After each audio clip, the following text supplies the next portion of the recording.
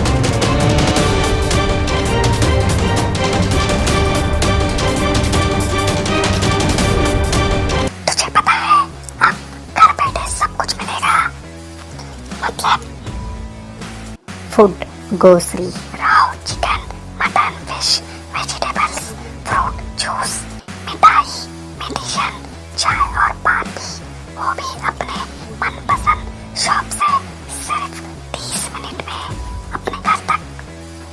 अरे वाह, मैं तो अभी ऑर्डर करती हूँ। क्या बताया? ऐप का नाम बिगोस। तुम इस ऐप के बारे में किसी को मत बताना। सुना हमने, किसी को मत बताना।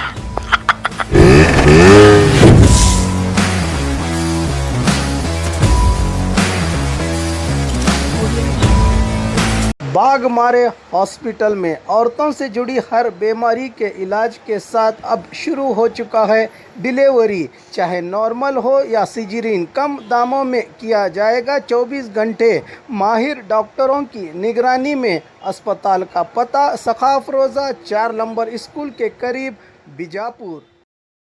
और खबरों के लिए देखते रहिए बी न्यूज़ नेशन।